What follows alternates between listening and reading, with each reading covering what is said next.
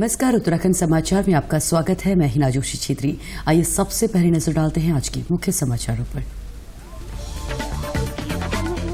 रूस और यूक्रेन के बीच हो रहे संघर्ष के बीच भारतीय छात्रों को वापस लाने का कार्य जोरों पर। यूक्रेन के पड़ोसी देशों से 11 विशेष उड़ानों से आज 2000 से अधिक भारतीय नागरिकों को वापस लाया गया। अब तक करीब 16,000 भारतीय पहुंचे स्वदेश। यूक्रेन में पढ़ रहे उत्तराखंड के कई छात्र भी सकुशल लौटे घर। पौड़ी जिले के 21 में से 12 छात्र अपने घर पहुंचे। केंद्र सरकार के प्रयासों और भारतीय दूतावास से मिली मदद की सराहना की।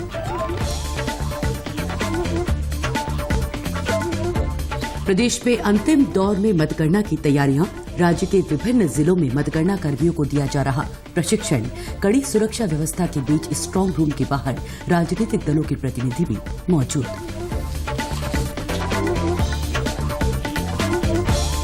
और देश में अब तक लगाए गए 178 करोड़ 83 लाख से अधिक कोविड रोधी टीके।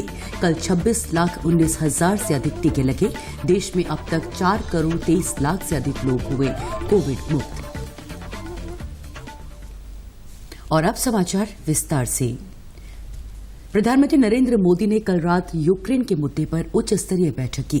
बैठक में केंद्रीय मंत्री एस जयशंकर और पीयूष गोयल के अलावा राष्ट्रीय सुरक्षा सलाहकार अजीत डोभाल, विदेश सचिव हर्षवर्धन श्रृंगला और अन्य वरिष्ठ अधिकारी शामिल थे। प्रधानमंत्री मोदी यूक्रेन संघर्ष शुरू होने के बाद से ही इस मुद्दे पर लगातार उच्च स्तरीय बैठकें कर रहे हैं। यूक्रेन के पड़ोसी देशों से 11 विशेष उड़ानों से आज 2100 से अधिक भारतीय नागरिकों को वापस लाया गया है। इसके साथ ही 22 फरवरी को विशेष उड़ानें शुरू होने के बाद से अब तक 15,900 से अधिक भारतीयों को स्वदेश लाया जा चुका है। नागर विमानन मंत्रालय ने कहा कि 66 विशेष उड़ानों से लाए गए भारतीयों की संख्या 13,852 हो गई है। ऑपरेशन गंगा के हिस्से के रूप में अब तक भारतीय वायुसेना ने इन देशों में 26 टन राहत सामग्री ले जाते हुए 2056 यात्रियों को वापस लाने के लिए 10 उड़ानें भरी। नई दिल्ली में कल विदेश मंत्रालय के प्रवक्ता ने बताया कि खार्किव से लगभग सभी भारतीय निकाले जा चुके हैं। प्रवक्ता ने कहा कि अब यूक्रेन के सूमी पर ध्यान केंद्रित किया जा रहा है। यूक्रेन में भारतीय दूतावास ने बताया कि पेसोचिन से सभी भारतीय सुरक्षित निकल चुके हैं। दूतावास ने एक ट्वीट में कहा कि अपने नागरिकों की सुरक्षित वापसी भारत की प्राथमिकता है। इस बीच आज विशेष उड़ानों में से 9 नई दिल्ली में उतरी, जबकि 2 मुंबई पहुंची। इनमें बुदापेस्ट से 6, बुखारेस्ट से 2, रेज्जो से 2 और कोसिसे से 1 उड़ान शामिल है।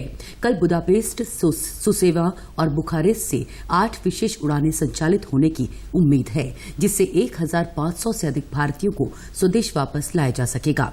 यूक्रेन में भारतीय दूतावास ने अब भी वहां रह रहे सभी भारतीयों से अनुरोध किया है कि वे दूतावास की वेबसाइट और सोशल मीडिया हैंडल पर उपलब्ध फॉर्म में अपना ब्यौरा तुरंत भरकर भेजें। उधर हंगरी में भारतीय दूतावास ने बताया है कि उसने आज से ऑपरेशन गंगा का अंतिम चरण शुरू किया है। उसने दूतावास के अलावा कहीं और रुके हुए विद्यार्थियों से अनुरोध किया है कि सवेरे 10 बजे से रात 12 बजे तक बुडापेस्ट में रकोस्ची केंद्र पहुंचे। यूक्रेन से भारतीय छात्रों का सकुशल लौटने का सिलसिला जारी है। पौड़ी जिले के 21 में से 12 विद्यार्थी अपने घर सुरक्षित पहुंच गए हैं। कुछ विद्यार्थी दिल्ली पहुंचे हैं और कुछ विदेश में ही हैं, लेकिन सुरक्षित हैं। यूक्रेन से कोटद्वार लौटे छात्र आयुष कुकरेती और रजत असवाल इवानो शहर के एक विश्वविद्यालय में पढ़ाई कर रहे थे। उनका कहना है कि भारत सरकार की ओर से मिली एडवाइजरी के कारण छात्र रोमानिया बॉर्डर पहुंचे, जहां से भारतीय दूतावास की मदद से वो सकुशल भारत लौट आए। रोमानिया में उन्हें हर सुविधा दी गई। फिर हमें पता लगा कि भारत सरकार ने तुरंत हमारे इवैक्यूएशन के लिए बोला गया है, तो हमें तुरंत 25 तारीख को ये आया कि आप जल्द से जल्द अपनी सिटी छोड़ के अपने क्लोजेस्ट बॉर्डर की तरफ जाइए। तो हम रोमानिया का बॉर्डर हमसे 200 किलोमीटर दूरी पे था, तो हमने अपने स्टूडेंट्स सब ने मिलके बस कराई और बस से हम तुरंत 26 तारीख की सुबह निकल लिए। दिन का वीज़ा हमें कराया गया है रोमानिया बॉर्डर में, जिसके बाद वहाँ की अथॉरिटीज़ एनजीओ चला रही थी, तो उन एनजीओ में हमें शेल्टर होम्स और खाने पीने की व्यवस्था दी गई, जो कि काफ़ी बेहतर थी और एम्बेसी ने काफ़ी अच्छा काम किया था वहाँ पे। जैसे जैसे बच्चों की फ्लाइट्स अलॉट हो रही थी, वैसे वैसे उन्हें एयरपोर्ट बुलाया जा रहा था। लेकिन रोमानियंस बहुत अच्छे लोग हैं उन्होंने हमको हर चीज़ प्रोवाइड करी, यहाँ तक कि वो 5 टाइम्स का हमें फूड दे रहे थे। रहने के लिए आराम से हमें बेड दिया हुए थे, हीटर्स लगे हुए थे। और मेन प्रॉब्लम बस हमें बॉर्डर तक की थी जो क्रॉसिंग हुई, उसके बाद तो लाइफ ईजी हो गई थी वहाँ पे से क्रॉस करने के बाद। 3 दिन तो हम लोग 3 दिन लगे मुझे बॉर्डर क्रॉस करने में। कई बच्चों को 4 दिन लगे, किसी को 5 दिन लग गए, कुछ लोगों को अभी तक क्रॉस नहीं कर पाए हैं। बट और उसके एक रात तो ऐसी दिन -3-4 तक पहुंच गया था टेम्परेचर बर्फ़ के साथ। बर्फ़ से सर कोई ऑप्शन नहीं था हम पे, बस खड़े रहे, कुछ नहीं कर सकते थे हम लोग। आयुष और रजत के माता पिता ने बच्चों के घर आने पर राहत की सांस ली। इसके लिए वो प्रधानमंत्री नरेंद्र मोदी और केंद्र सरकार का आभार जता रहे हैं। वो चाहते हैं कि सभी बच्चे जल्द से जल्द अपने देश सकुशल लौट आएं। हम जो है बहुत परेशान थे और हमें मतलब बेचैन थे हम लोग कि मैंने क्या हमें वहाँ कैसे सेहत मिलेगी। बहुत दिक्कत में हम लोग रहते भी, लेकिन मोदी जी की और हमारे देश की जो सरकार है उनकी जो उन्होंने जो सहयोग किया है उसके हम बहुत आभारी हैं। बहुत ही खुशी है। भारत सरकार का हम बहुत बहुत धन्यवाद करते हैं, मोदी जी का भी बहुत धन्यवाद करते हैं। बच्चे को हम कहते रहे कि बेटा आ जाओ, लेकिन इनका 3rd ईयर था, इनका एक क्रोक का पेपर होता है जिसकी वजह से बच्चों को वो हो रहा था कि मम्मी हमारा साल बर्बाद हो जाएगा। हमारा तो रोज कॉलेज चल रहा है, यहाँ 100% अटेंडेंस होती है वहाँ, उसकी वजह से वो आ नहीं पा रहे थे।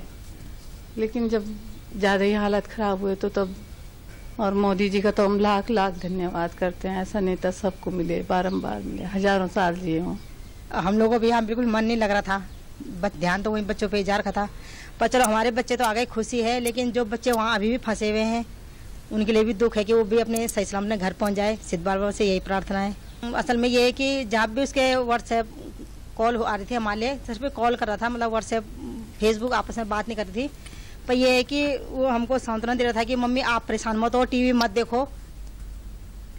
वहीं प्रदेश के पूर्व मुख्यमंत्री तीरथ सिंह रावत ने कहा कि केंद्र सरकार सभी छात्रों को यूक्रेन से सुरक्षित वापस लाने के लिए लगातार प्रयास कर रही है। उन्होंने विपक्ष को नसीहत देते हुए कहा कि ऐसे समय पर राजनीति करने के बजाय सरकार के साथ एकजुटता उन्हें दिखानी चाहिए। विपक्ष को इस समय सहयोग की भावना और इस तरह का रखना चाहिए, न कि टीका टिप्पणी। ये वो दौर है, ये वो समय है।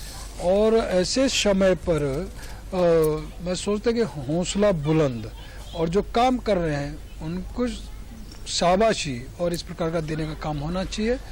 और ऐसा समय पे ये सब चीज़ें दरकिनार करनी चाहिए और राजनीति से दूर रहना चाहिए। ये सब का एक साथ जुटने का समय है और एक साथ कैसे हम लोग इससे जीत हासिल करें। प्रदेश में मतगणना की तैयारियां अंतिम दौर में है। राज्य के विभिन्न जिलों में मतगणना कर्मियों को प्रशिक्षण दिया जा रहा है। इस बीच कड़ी सुरक्षा व्यवस्था के बीच स्ट्रांग रूम के बाहर राजनीतिक दलों के प्रतिनिधि भी मौजूद हैं, ताकि किसी भी प्रकार की गड़बड़ी से बचा जा सके। विधानसभा चुनाव की मतगणना को सफलतापूर्वक संपादित कराने के लिए गोपेश्वर में आज माइक्रो ऑब्जर्वर, मतगणना पर्यवेक्षक और मतगणना सहायकों को 2 पालियों में मास्टर ट्रेनरों द्वारा प्रशिक्षण दिया गया। इस दौरान 66 माइक्रो ऑब्जर्वर, 51 मतगणना पर्यवेक्षक और 54 मतगणना सहायकों को प्रशिक्षण दिया गया। मास्टर ट्रेनरों ने कार्मिकों को मतगणना की विस्तार से जानकारी दी।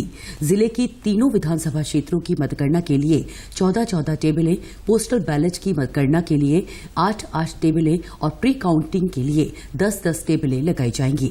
रुद्रप्रयाग के जिला निर्वाचन अधिकारी मनोज गोयल ने अगस्त मुनि में बनाए गए मतगणना केंद्र का निरीक्षण कर संबंधित अधिकारियों को सभी आवश्यक व्यवस्थाएं समय से सुनिश्चित करने के निर्देश दिए।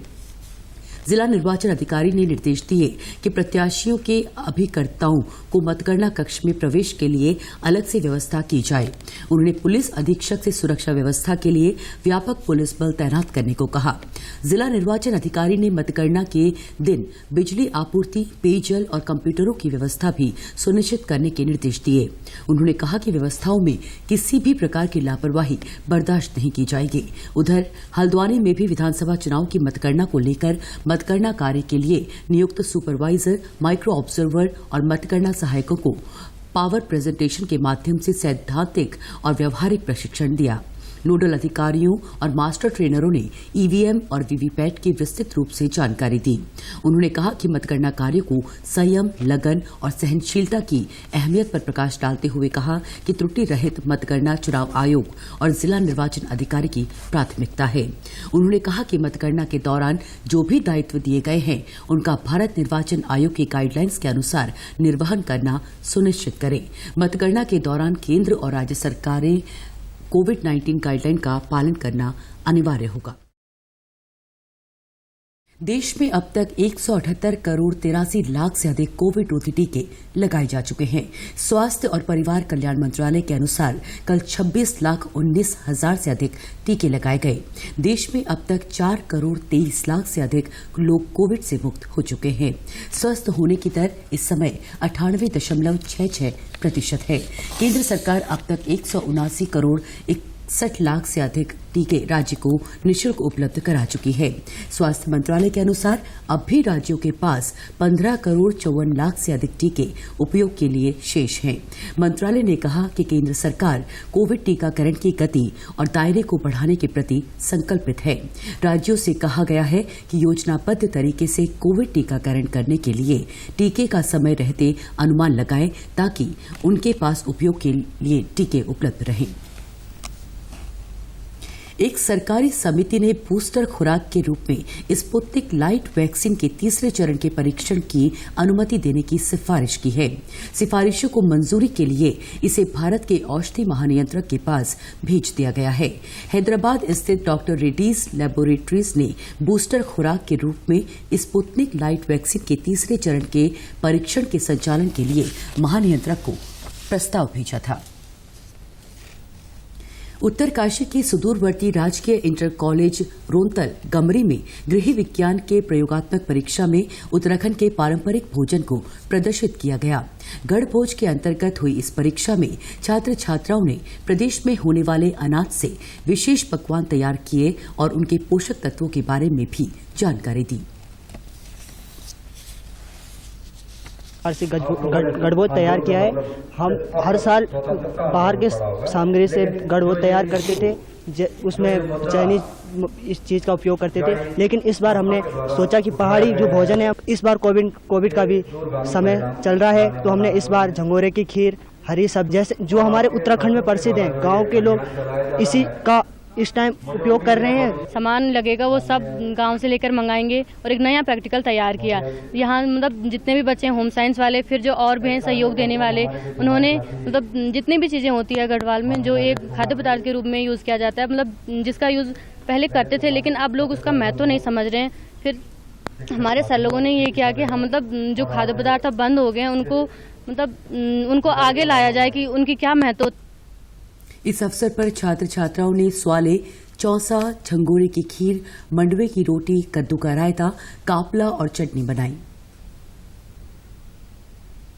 स्कूली बच्चों को हम फेयरवेल के दौरान जो कार्यक्रम हम आयोजित करते हैं उसमें उन व्यंजनों को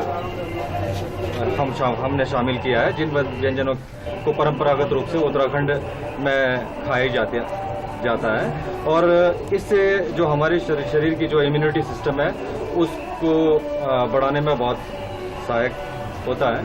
और इस तरह से जितने प्रकार की जो डिशेज हैं उत्तराखंड में बनाई जाने वाली, घर घर में बनाई जाने वाली, उन डिशेज को हमने इसमें शामिल किया, चाहे वो पालक हो, कंडाली हो, अरबी हो, जंगोरे की खीर हो या ये बरुआ पूरी हो, अनेक प्रकार की जो ये पकवान है उसको इस गढ़भोज के अंतर्गत जो हमारा ये प्रोग्राम है उसमें शामिल किया गया।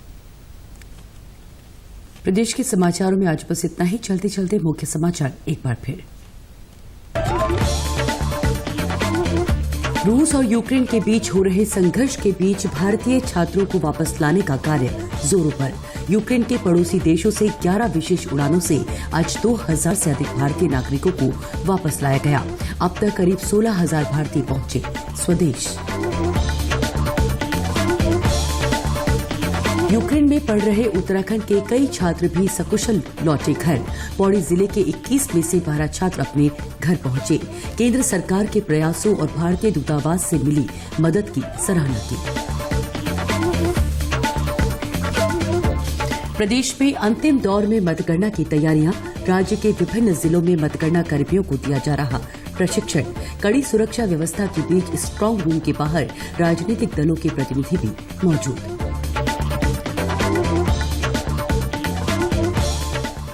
और देश में अब तक लगाए गए 178 करोड़ 83 लाख से अधिक कोविड रोधी टीके। कल 26,19,000 से अधिक टीके लगे। देश में अब तक 4 करोड़ 23 लाख से अधिक लोग हुए कोविड मुक्त। प्रदेश से जुड़ी अपडेट्स के लिए आप हमसे सोशल मीडिया के माध्यम से भी जुड़ सकते हैं। हमारा ट्विटर हैंडल है DDNews_देहरादून। हमारा फेसबुक पेज है DD न्यूज उत्तराखंड और हमारे YouTube channel DD news Uttarakhand को भी आप सब्सक्राइब कर सकते हैं। कोरोना संक्रमण से बचने के लिए मास्क का अनिवार्य रूप से और सही ढंग से प्रयोग करें। साथ ही सामाजिक दूरी का ख्याल रखें। नियमित रूप से हाथ धोएं और याद रखें, कोरोना को हराना है, मास्क जरूर लगाना है। साथ ही अगर आपने अभी तक वैक्सीनेशन नहीं कराया है तो आप भी जल्द से जल्द वैक्सीनेशन करवाएं और खुद को और देश को सुरक्षित रखें। नमस्कार।